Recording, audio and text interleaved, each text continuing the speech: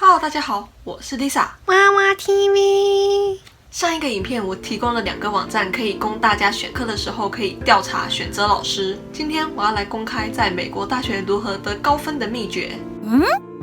在美国的大学，几乎每个老师都有 office hour， 这个 office hour 是很重要的哦。如果你上课有什么不懂的，或是你有什么作业报告不会的，都可以去老师的 office hour。只要你去老师的 office hour， 老师都会帮你解答，有时候还可以跟老师套出考试的东西哦。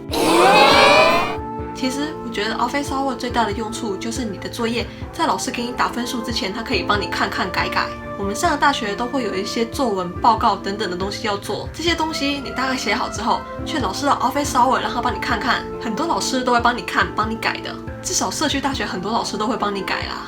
哇！老师帮你看完之后，你回家照他说的改，改完之后呢，你再回去找老师，再让他帮你看看。我们就这样一直去找他，让他改到他说好为止。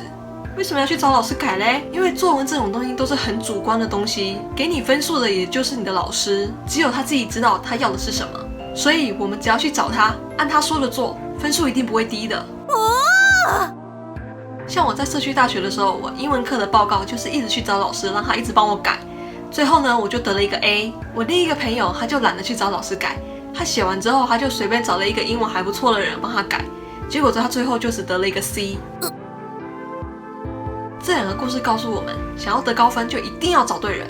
之前一开始我并不知道 office hour 是干什么的，所以我都没有去过，导致了我一开始的 GPA 并没有很高。后来我才慢慢的了解 office hour， 之后我就靠着 office hour 慢慢的提高了我的 GPA。最后我转学的时候，我的 GPA 是 3.7 左右。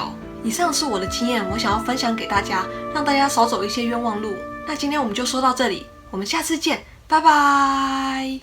如果你喜欢娃娃 TV 的影片，请按娃娃 TV 的熊熊来订阅我们，有更多的影片可以看哦。点左边的影片，你可以看到 Lisa 教你选课要怎么选好老师；点右边的影片，你可以看到 Lisa 告诉你社区大学要转学需要上哪些课。用手机观看的朋友，请看资讯卡，然后不要忘记到 Facebook 搜索娃娃 TV 哦。